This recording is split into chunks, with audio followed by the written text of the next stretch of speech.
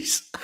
My heart at the moment doesn't know what to do right now. It's like pumping hectically. What a day of Premier League football. I'm going to start off the show like this. I know we're a cricket channel, but you guys know that I have another love of mine is football, of course. And my word, what I just witnessed was incredible. The permutations leading into this final day of the Premier League was just insane. Aditya, I think like if you, I don't know if you were in my household right now and you were with me, I think you would have been jumping around the room as well. Um, I mean, it's interesting because this day was the one day in my I think ever where I've celebrated someone else's another team's victory that is a rival of mine. So the permutations basically for the people that don't know what happened in the Premier League today. There was 1 point between Liverpool and City. Both teams needed to win. Um, City wins, they win the title, of course, and the days and everybody plays exactly the same time. So even with regards to relegation, the same thing. There was two teams at the bottom fighting for relegation. Both needed to win, and the one lost and the other one won. Um, Unfortunately, so the team that I actually wanted to see stay up stayed up. But on the other side, I mean, Liverpool went down 1-0 in the first 5 minutes of the game, and that was almost like the title was lost from them. Then City went 2-0 down. For 58 minutes, they were 2-0 down in the game. Or not 58 minutes, but by the 58-minute mark, they were 2-0 down, 60 minutes, 2-0 down. And then they scored 3 goals to win it and win the title. It's incredible what happened today in football, and it pumps me up to get excited to talk about cricket now and end it off with cricket. So, how are you doing, Aditya? How was your weekend? I think the Premier League fixtures today and what happened today really, yeah, put an good end to the weekend and evening podcast show. I'm excited to talk to you. How has your weekend been? Yeah, my weekend was pretty good as well. Watching the IPL yesterday was an important game. Mumbai versus DC. Mumbai won, RCB are in. Mumbai lose, RCB are out. And fortunately for RCB, Mumbai won and they sneak into the playoffs. Mhm. I mean, how lucky are we to see such high quality sport in this day and age? I mean, Yeah, the I IPL's agree. going down to the wire, Premier League going down to the wire. I mean, so many games going down to the wire in sport. The sport is unbelievable, and it's like you Yeah, could swear it's scripted. You could swear it's scripted, and it's real life. It's insane. It's like every single day. It's like every season's a movie. Um, yeah, Incredible. I mean, yeah, we saw a little story from actually from I think you shared this to. I'm not sure if you shared it or shared it with me. I can't remember. But of Faf du Plessis was saying go Mumbai because they knew Mumbai needed to win. The yes, selfie picture, yeah, that was excellent with him and Kohli and them. I thought that was pretty much extraordinary. yeah, Yesterday's match seemed fixed scripted, says Wasim Akram. yeah. Fine margins in I sport. Yeah, it's fine margins, man. And I think it's such a high octane sport, T20 cricket, that it's the tables are turning all the time in the game. Hmm. And I don't like. I think that emotion is just so raw that you feel like you almost feel like you want to go along with those guys in their journey. Yeah. Unbelievable. No, it's incredible. Like it's two countries where a specific sport is like a religion. England it's football, and India it's cricket, and it's incredible to see that. Rugby is supposed to almost be South Africa's religion in a way, um, but I can't necessarily say I've had moments like that quite yet when it comes to um, winning things with regards to local teams in rugby. Because my local team hasn't necessarily won much in the last couple of years. Um, when we won the World Cup, of course, we never won it in South Africa here, only in 1995, of course. That must have been the same feeling because what rugby did for South Africa is bring the nation together in that way. Winning that World Cup in 1995 was a massive achievement against arguably one of the best teams that you could say that's been on this planet with regards to rugby. So we see our sport brings people together. But let's move on from that. I know a lot of people are probably itching to hear what we have to say, because I made it quite a suggestive thumbnail and title. What did Faf say? And I'm talking about Faf du Plessis, guys. If you don't know, and I'm joking. So what took place is there was an article by one of our close friends of the channel as well, close friend of mine as well, Daniel Gallen. He's a extremely good journalist. I really respect what he's done in journalism. How he fought for his own. Um, he's fought for everything that he's had. From building himself to the point where he's writing for some of the top publications in the world at the moment. I really respect him as a journalist, and I really respect his grind and his as a freelancer, guys. I mean, phenomenal work he's been doing in cricket. I mean, obviously moved over to England, and he's doing work there now. But I met him in South Africa, um, and we became quite good friends since then. And I have to give the guy the credit where it's due. He wrote another brilliant piece. This is about Faf du Plessis, Captain Diaries, Faf du Plessis. Please go over to Crick Buzz and go read this article. You will subscribe and do whatever you need to do to read this article, because I think it's something that will give you some excellent insight. I will be getting Daniel on this week. I'm going to be talking to him tomorrow about what day suits him to get more in detail about what he had to say in that article. I don't want to necessarily give too much away detail from the article, because I actually want people to go read it. But there is something that we need to speak about. And the main thing that I want to pull out of here is obviously the quote about South Africa, and about whether he wants to return to the Proteas fold. So this is what du Plessis had to say. Of course, that will never change. Our paths, meaning his and CSA's, feel like they have moved away from each other. I don't see that changing from my perspective. I'm just doing my things and playing my cricket. My schedule is occupied with playing in quite a lot of leagues around the world. I've just moved on and focused on playing cricket. The other stuff is outside of my control. Now, this is something that Faf has maintained with every single press conference, every single um, interview that he's done since. He's spoken about not worrying about things that is out of his control. The fact that he's playing in so many T20 leagues around the world is probably the one factor that our selectors or Victor and them are maybe not so happy about. So I think they want to maybe see a commitment from Faf, perhaps from their side, because it's a very unfair request in my opinion, because he doesn't have a contract with CSA. So where's he going to get that money from if he's going to sacrifice and then go and play for South Africa for no pay? It doesn't make logical sense. At least there should be a T20 contract drawn up for Faf if they want him to play. And a lot of us have been calling for Faf to play. I don't think we'll be debating right now who should open with Faf, with Quinn Cock if Faf was available. I think it would be definitely would be Faf in my opinion. And then if they want to keep them a Bavuma within the team, or they wanted to keep him within the team, he would probably bat at 3. So it is interesting that he says what he said, because he's keeping the door quite open and leaving everything in CSA's hands.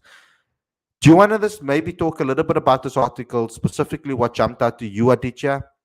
Obviously, not maybe going into too much detail, but specifically about this particular paragraph. And I just want to tell you guys, please go ahead and read this article on ClickBuzz. I'll try to put a link in the description as well. Yeah, this is an interesting article, and I guess it reopens that can of worms with respect to the relationship between Faf and Cricket South Africa. And it's interesting that there hasn't been a lot of communication between the two parties. And the fact that he states that I think the last time they spoke was last year, before the last edition of the IPL, is it's a bit tricky. I mean, you would imagine that for a player who's definitely the best T20 player in that 11, assuming he was selected, for him not to even be in conversation with Cricket South Africa is a bit of a travesty in my opinion. And I wish that wasn't the case, because clearly Faf stated that he wants to play for South Africa. and that will never change. So he's quite unequivocal about that. You know, his commitment to South Africa is still quite unwavering, and that middle ground, I suppose, is what they need to find. Yeah, because when I take a scan on social media, I mean, I did a little clip about who I want to see as as the opening partner for Quinton de Kock, and I specifically want to see Bavuma, and I've said that I think Bavuma's game probably suits um, Quinton de Kock the best right now. But if Faf du Plessis was in the squad, there's no doubt in my mind that Faf would be the right partner for Quinton, in my opinion. And I know this is maybe only my opinion. I don't know if you guys will agree, but when I look at around on social media, even though my call for Temba Bavuma was based on the current squad and what is happening right now, because I don't believe that CSA will offer Faf a T20 contract and get him to come play. So obviously, if that's out of the equation, then for me it's Temba, and a lot of people were still calling for Faf, and I don't, it didn't surprise me because of what is Faf is doing in world cricket. Um, Specifically, Faf and a lot of other players are starting to. I mean, I must say it in football too. They are starting to make me like Ronaldo, for example, Messi, so many other players as well. The Zlatan, they've kind of made me change my mind about this whole age thing. That we maybe mustn't jump too quickly to judge people on this their age. Just because they're older than others doesn't mean that they can't perform. Or with sports science, the way it's developed, players can play a lot longer. Certain players just can't. Like you saw Wayne Rooney, he just couldn't. He couldn't take it further. He couldn't. Maybe his body type or the way he is or the way he is naturally or genetically couldn't handle that type of elite football the way he plays. In cricket, the same. Certain players, they retire before that. Like I thought, Dumini could have gone on for a couple of years. Actually, I was quite shocked that people were, that people are doing those type of things. So it's interesting to see everything that has been said um, around, and I urge all of you guys to please go and go subscribe to Click Buzz and go read this article from Dan Gallen. We're gonna get him on tomorrow as well to promote the article a little bit, or sometime this week to promote the article a little bit more. So very interested to see what you guys say and what he has to say about it as well, and his experience doing it. Um, it was it was a very good piece of journalism, and I really think it's excellent. But let's so now that we know, I mean, it's at that particular point and that particular idea was something that we kind of knew. A lot of people actually knew this before that particular.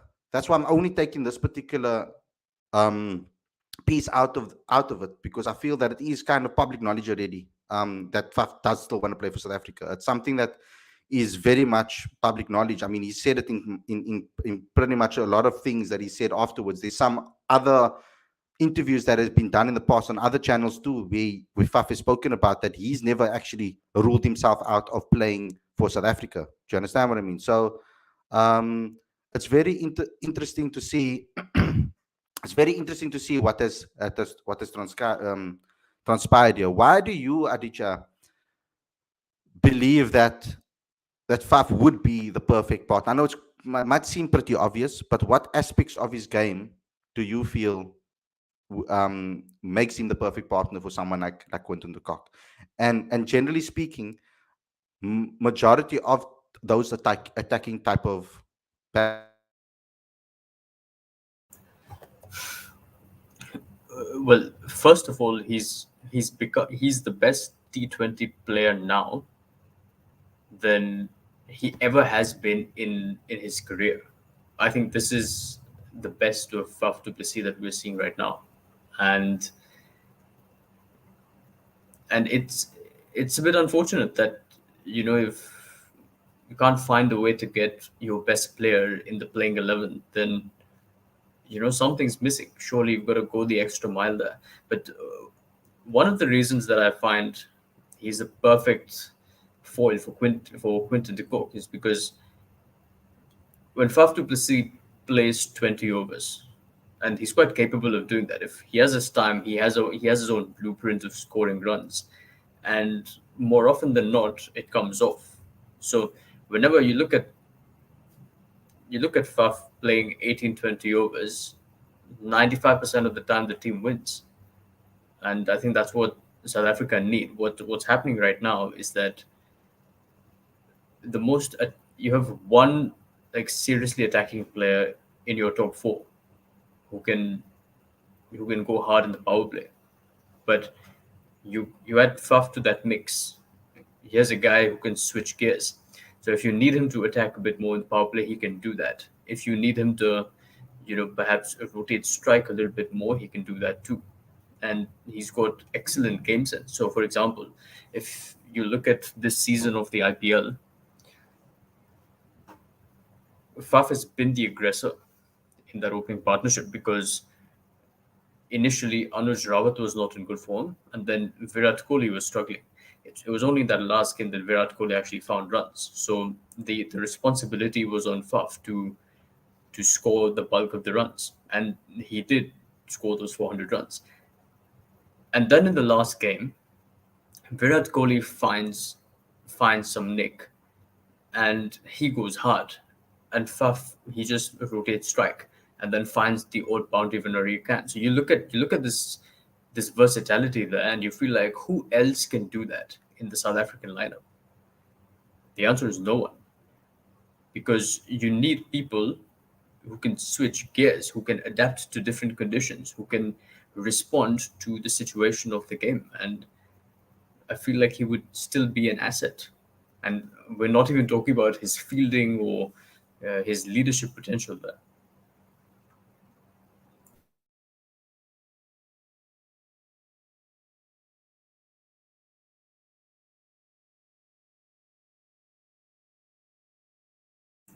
You're in mute. So guys, thanks a lot. I just have to give another shout out to Daniel Gallen. The link is on the screen as well. I'll put it out there for you guys to see what the link to the article is. I will try to put it in the description after this video is gone live, because right now I can't edit the description.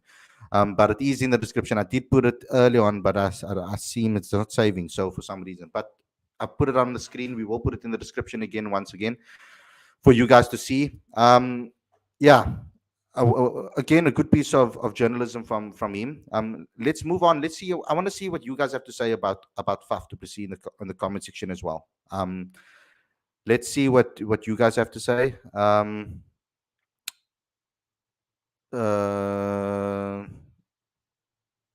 Khalid, I think Faf's place in competition with Bavuma in opening spot, so I think no chance of Faf making a comeback. I don't necessarily agree with that, because I feel that with Timber Bavuma, they've kind of been quite flexible with him. They've moved him up and down. They've not necessarily been consistent with him all the time. So it's interesting to see that happening. I would like to obviously see them look at Temba and say, look here, this is going to be your position, and this is where you're going to be in the lineup, etc. And and give him that security, because at the moment I feel he was kind of floating around. There was even a game in the World Cup where he didn't actually get to bat. They pushed people ahead of him. In games I've seen it before. So to give South Africa some sort of stability, and to give South Africa some sort of clarity and an understanding of a game plan as an opening partnership, it's very important to know who's going to be that opening partner. Now, I mean, I'm sure a lot of people would love to see Faf du Plessis. They would love to see Faf du Plessis back into the setup. I mean, I would even suggest maybe bringing him into a coaching capacity in some sort in the future, because I think the man has everything that you need to have that sort of mentality and mindset. You know, from a Faf's perspective, I mean, from a leadership perspective, from a cultural perspective, the way he brings a team together, we've seen how he did it in the past, in previous series. In South Africa, in difficult times when South Africa were really struggling and needed a leader, Faf stood up. So those are type of qualities that you can look at, um, that really inspire you as a player, and also characteristics that tell you, look, this guy could possibly go into a coaching role, consultancy role, etc. down the line, maybe as a batting consultant in the future. I mean, I can see Faf doing something like that. He's a very well-liked person by many. So all props go to Daniel for breaking this news, of course, and bringing this particular story out. I don't want to go into too much depth because I want you guys to go and read the article, like I've said and repeated myself over and over again here. Please go support him, go follow him on social media, go like the story, go share the story, read the story. Excellent piece on ClickBuzz. So please go ahead and do so. We will try to get to. I'll be discussing with him tomorrow whether we can try to get him on this week to actually go into detail and speak about it a lot more. Um, yeah, I think it will be excellent for all of us to try and to understand. I'm going to try to do this more often with more journalists going down the line, try to give them some exposure as well on our channel, as little as I can get. I mean, a lot of them are working for massive publications already, so we're a little guy at the moment, so maybe we need them more than they need us. But at the moment, I just want to try and get as many of you guys aware of what's going on in cricket, and I think this was an excellent topic to discuss because a lot of people want Faf. Faf can be in the competition. Rasi too, says Wasim Akram. What's your thought on that? Do you feel that Rasi is starting to lose a little favor with some of the fans? I mean, maybe in the longer format. Look, I think it's unfortunate because he's not that swashbuckling type of player that instantly grabs your attention, and I don't think it's entirely his fault because he's been sort of moved up and down the order between 4 and 5, which I think is quite unfortunate. He was settled and doing well at 4, and then for the sake of team balance, if you're moved to 5, where it doesn't necessarily suit your game and you have to adapt. I don't know if that's entirely fair, So I think that's a bit unfortunate. But I mean, Rassie van der Dussen has been South Africa's most consistent batter in limited overs cricket since Faf has not been in the team, and there's no question that he is an asset, but he has to be in the right spot. He that number 3, number 4 should be with Rassie van der Dussen, and hopefully team balance in the future will allow that to happen. But You I know think what? one thing that sorry, just one thing that I feel like is probably a left field suggestion. I would love to watch Aiden Markram and Faf open the batting. And it's probably not going to happen, but I'm going to suggest it anyway. And I'll tell you why. I think there is value in a batter who's trying to figure out his game in white ball cricket to be batting with someone who has already figured it out and is an absolute boss at it. And if you look at Ruturaj Gaikwad, for example, a lot of his 635 runs that he scored last year were while he was batting with Faf. And you look at him this year, and you look at his shot selection in the 2 seasons, there is a difference. So I think that experience helps you. And I personally feel like if Aiden Markram was batting with Faf, it would make a difference to Aiden Markram's game and it would benefit South Africa. Because I don't think he has that guidance at the moment. He's trying to figure it all out by himself. And I don't know if you necessarily need to do that.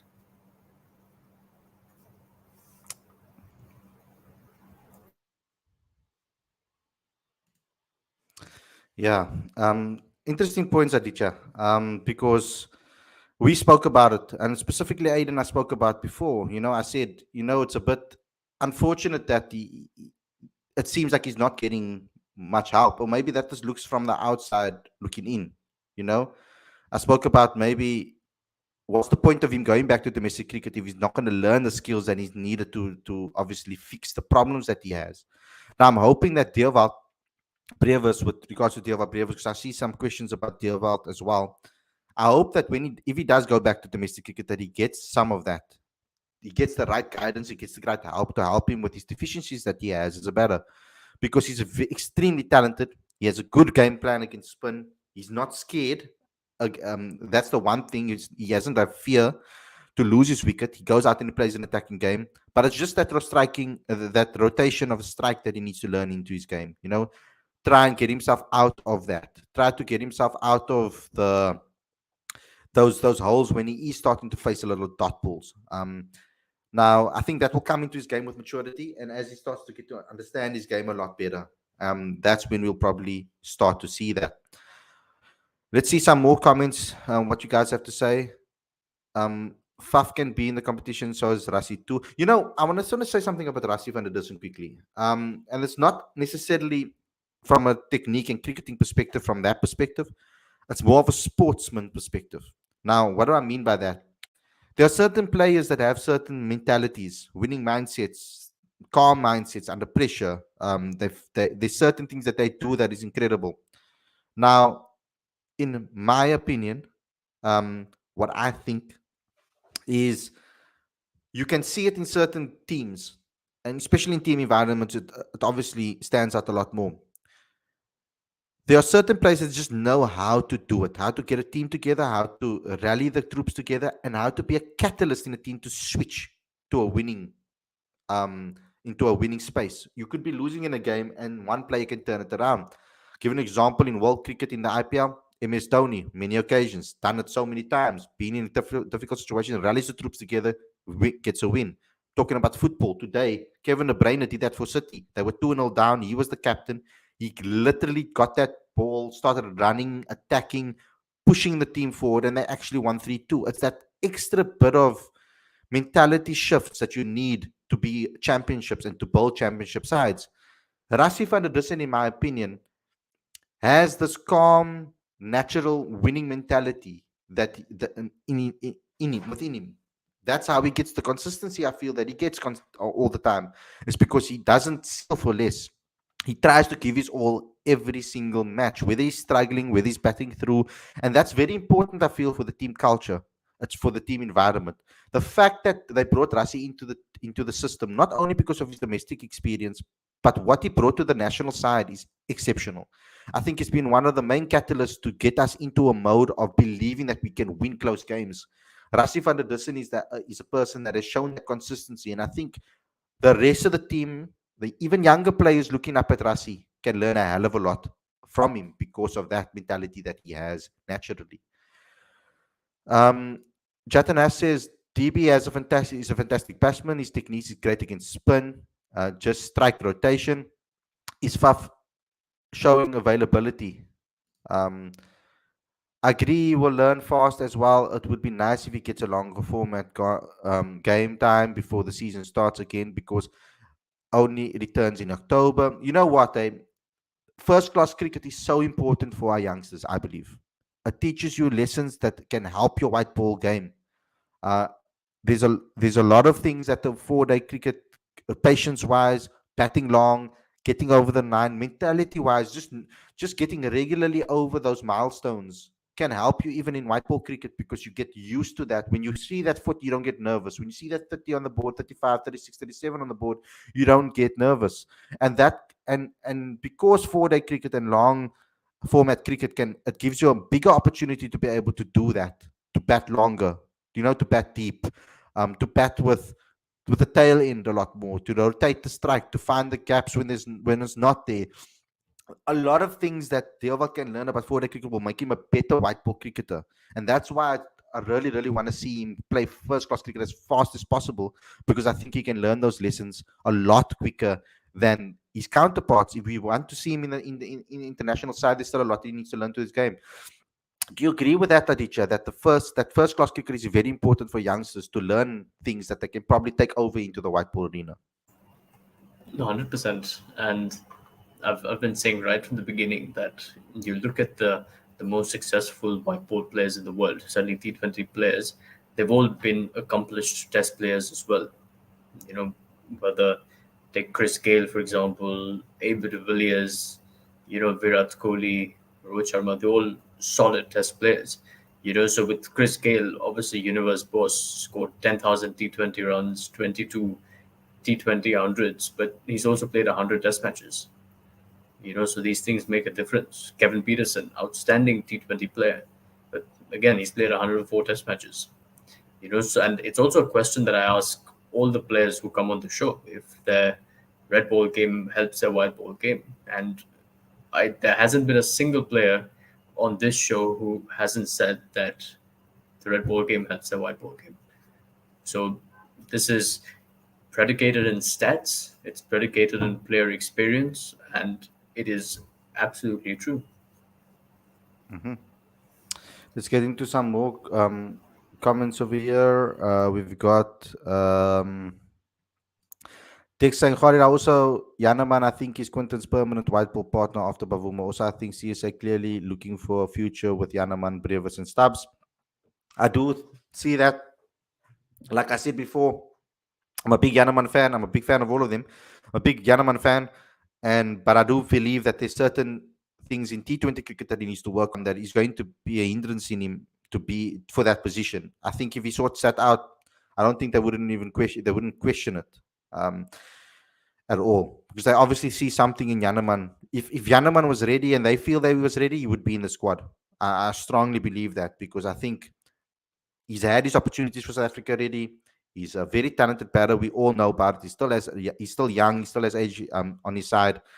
So yeah, and Yanaman's very fit too. He could probably play very long as well. So it's good to see that we have the talent and the depth. But I think right now that captaincy position is so important for South Africa. We need a captain more than we need other things at the moment. I think a captain that can take the heat and deal with that sort of scrutiny and pressure. Um, we don't have Butler, Warner, Marsh kind of players who score quickly. That's one of the reasons we lost last year T20 World Cup. Um,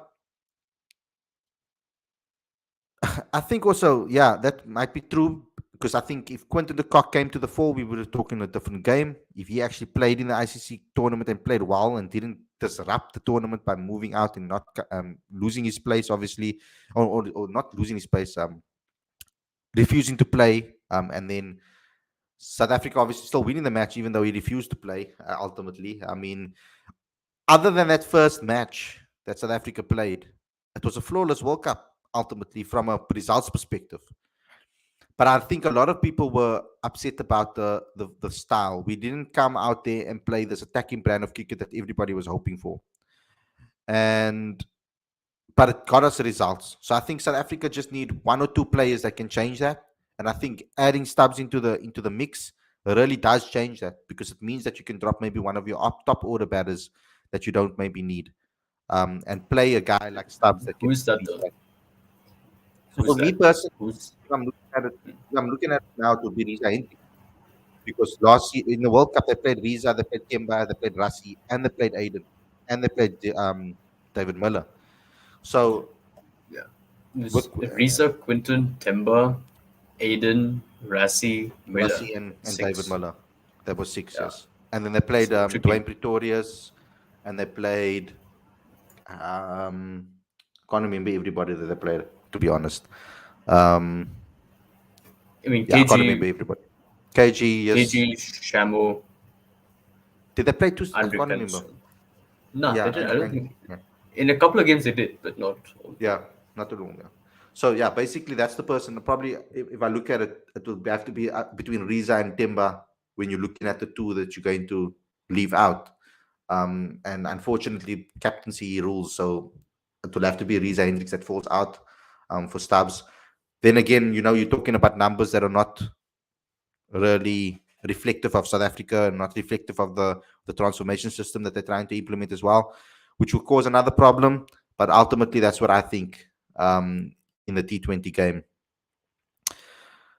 Aditya, what about form? Our captain Rohit Sharma, he didn't score 50 from last 25 innings. That's we're obviously talking about the Mumbai Yeah, Indians, I think, at the moment. yeah, yeah. Yeah, look, it's unfortunate, and it's not typical of him. Rohit Sharma, his role in the Mumbai Indians setup is to give you those quick fire 40s and 50s and play a bit more of a high risk game. But yeah, I think the season simply hasn't gone Mumbai's way, and I think opposition teams have been able to exploit certain holes in Rohit Sharma's batting. But it's the story of the season, isn't it? Because you look at the team, it's individuals who might have performed at different times, but they were never really able to put in a collective performance as a batting group or as a bowling group, and that obviously hurt them in the end. Hmm. Do you want to do you want to speak about the India squad, Aditya? I see that that's Sure, been yeah, announced as well for the T20 yeah, that are happening. So we have KL Rahul as captain. Um, we've got Gaikwad in the squad. I like that. Kishan is in the squad. Huda, Aya, Pant, Kartik, Pandya, Aya. Obviously, there's two different Ayas. You can just differentiate to yourself. Cha. Venkatesh Iyer and Shreyas Iyer. Yeah, Yeah. They've got Chahal. They've got Yadav, Patel, Aksar Patel, Ravi, Bishnoi. Is that how I pronounce it? yeah, Bhuvaneshwar yeah, Kumar, Ashal Patel. I'm a big fan of Patel. Eh? I'm actually happy that he's in the team. Quite late in his career as well. Eh? Um, yeah, Avish Khan, Ashdeep Singh, and Umran Malik. Good to see Umran Malik also in there. You can see that it kind of seems that a lot of players, obviously, in here, are quite newer guys, but it looks like they've been giving the IPL performances some sort of. Uh, uh, they've been weighing in on that IPL performances and giving people a cap of year or selection of year based on that. They're rewarding good IPL yeah. performances. What's your thought on the squad? I mean, it is kind of what you were thinking about roundabout. I think there's not a lot of people that you would have not selected in this particular squad. Let's name some of the players that you maybe would have over others. And is this what you expected? I pretty much think that this is exactly what you expected, Aditya. Yeah, I think this is pretty much it. Um, you could say that it might have been useful to include guys like Tilak Verma, for example, or Mohsin Khan, but it's okay. They will get their opportunities. But I think this is a good deal. In fact, I mean, if I had my way, I wouldn't even select KR Rahul for it. It's like let him rest. And generally, I'm not entirely a fan of KL Rahul as captain because he's one of those You've individuals said so that I before. think needs to hit those 20 ball 50s. I don't think he needs to be captain. And yeah, so I wouldn't even have Do you KL Rahul in that team. Hmm. do you feel that being captain will hinder his performances It does. No, or we've not seen that for the elevate it? last couple of years. Yeah, it hinders his performance. I mean, Because in IPL it seems to elevate him. I I don't think so because I think KL Rahul is look if KL Rahul is batting at a strike rate of 125 or 130 for his ability, I don't think that's good enough. KL Rahul is that sort of individual who can strike at 180, and when you can play that way, why play another way? So that to me is a bit problematic because KL Rahul, I think he's got one of the records of the fastest half centuries in the IPL. He's got a 15 or 16 ball half century. And when you can play that way, why do you want to, you know, why do you want to take that responsibility of batting the innings? I understand that the captaincy comes with a certain degree of added responsibility, and that's fine. But I don't think KR Rahul needs to be the guy to do that because, Interesting. I saw some yeah, sort of characteristics in him that could be a captain. I don't know. Maybe that's just my bias because I like him as a player. I mean, I love him as a player. I think he's an Yeah. outstanding cricketer. Uh, but he is look. It's one of those things, right? You look at Sachin Tendulkar as captain, and you feel like it bothers his game, it hurts his game. So you don't want that sort of player to be captain. And I'd say the same about K. Rahul. In fact, I would have said the same thing about Virat Kohli as well, but that's another debate, I guess. That's more of an academic debate. He's done his time. Yeah. Okay, so for you guys that maybe didn't see the team, I'm just gonna put it up on the screen quickly so you guys can have a look. That's the squad over there. To take on South Africa. So interesting to see. I'm excited for this. Interesting to see as well that India did exactly what Aditya said they're going to do. So it does now give us the situation where we're like, should we have maybe arrested one or two more players? Maybe the likes of KG, or maybe given Quentin a cock arrest, or maybe done some things like that. Even, I mean, looking at maybe someone like Aiden maybe needs a good rest as well after the long run of cricket that he's had. So it does big. Obviously, India were more forced into it than South Africa because South Africa have all the players currently available. But yeah, it's going to be an interesting tour. I think it's going to be more valuable for India than South Africa, in my opinion, because I think that India get to now see their players and their fringe players perform at the international level and see how they take to international cricket. It's a different type of pressure. It's a different type of mentality that you need. It's a completely different. I think it's going to be a different standard that they're going to be playing. So In let's fact, see. in that team, I would have Shreyas Iyer as captain, not K. Rahul, Okay, I because can see that as he well. Shreyas Iyer is the sort of player who I think benefits from being captain as opposed to K. Mhm. Rahul. But It's who do you think when is closer to the best 11? KL Aya. I think that's would have been in their decision. Like who's in closer to T the first 11 in in T20 T20 cricket? cricket, right? Yeah. See, the thing is, it's a tough one, because Shreyas Iyer bats in the middle order. K. Rahul can be an opener, so that's where the challenge is. Because if K. Rahul plays in the middle order, and Rohit and Kohli open, or Rohit and Ishan Kishan open, then unfortunately there's not a lot of space for Shreyas Iyer. But in international cricket, look, in the last series against Sri Lanka, Shreyas Iyer didn't get out at all.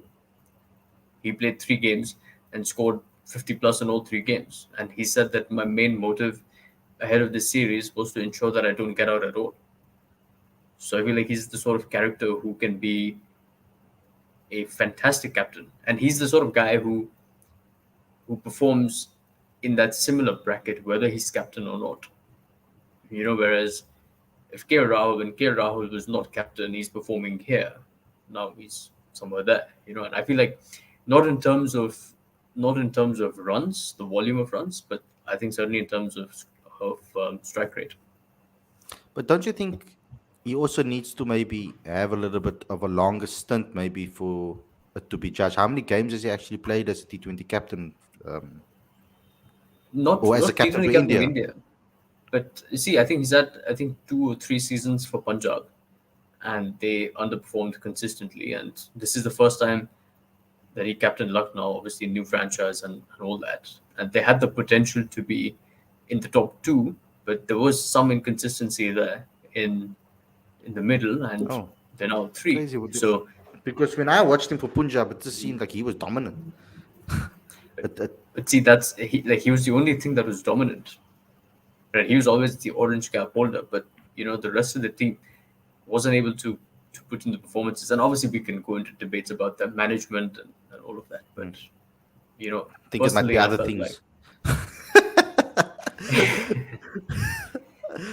yeah, You I'm can not clearly sure. see what side.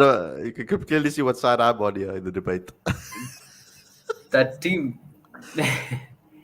yeah, I don't know. Punjab is an interesting team. Um, I don't know what's holding them back. There's that one season when they went absolutely berserk with Maxwell and David Miller having fantastic seasons in 2014, but since then it's been fairly on and off. So there's an interesting question from Justin. He says, Aditya, what do you think about Rahul Uttapa not being selected? No, Tripathi, Exactly, sorry. Oops, Rahul Tripathi not being selected. exactly. He's the sort of individual that I would have loved to see in this South Africa series. And I also think K. Rahul's played a lot of cricket. I think that guy needs a rest as well. Uh, but yeah, Rahul Tripathi, fantastic talent, you know, elite mentality. He's definitely got the goods to play international cricket. He should be there. And you look at Rahul Tripathi's performances under pressure. That's when he plays his best cricket. Wasim Umar Malik was selected. He's the last name There he on the was. He was the last name on the sheet on the squad.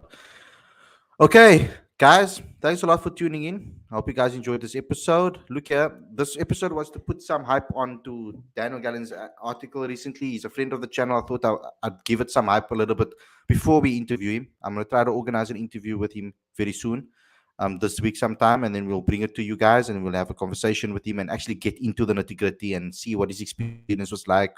Um, what some of the things he's learned about FAF and mentality wise and etc. and why it's such an important piece for us.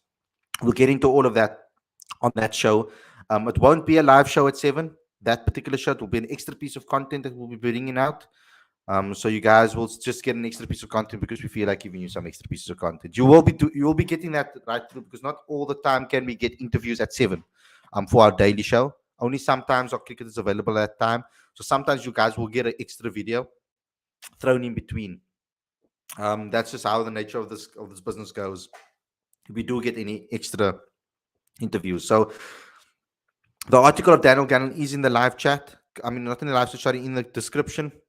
Click on that, go read it, go see what he has to say, and bring some questions with you for Daniel, because it will be interesting to get that going. Get some questions in, and we can ask him some questions as well if you guys are interested in to know what his journey's been like, etc., and all of those type of things. But Aditya, thanks a lot for coming on the show, bringing your knowledge once again. I really enjoyed this episode. I enjoyed chatting to all of you guys. Thanks to everybody for tuning in. Don't forget to subscribe to this channel. Don't forget to click that notification bell for all future videos, please. It's very important that you do so. But also subscribe to Cricket Fanatics Magazine monthly. Every issue is 100% free, straight to your inbox every single month. Link is on the screen as well as in the description. And then also smash the like button, please. It's very important that you do so. Comment and share with all your friends and family. Also, you can become a patron today. That's how you help us out and help us grow. And so we can get better interviews, better content going forward. All of those type of things. Maybe it's in the future a studio with nice backdrops or whatever the case may be, shelves where you guys can put your own art and whatever you want on the walls, etc. You guys can help us out by doing that. So please go ahead and do so. It's very important if you want any of that. But guys, thanks a lot for tuning in. We'll see you guys again for another podcast show very, very soon. Obviously next Sunday, same time, same place. And we'll see you again tomorrow with another daily show. Take care, everybody, and enjoy the rest of your evening. I hope you guys have a great week. Don't try to stress too much. Just take it easy. And we'll see you guys again tomorrow. Take care. Peace.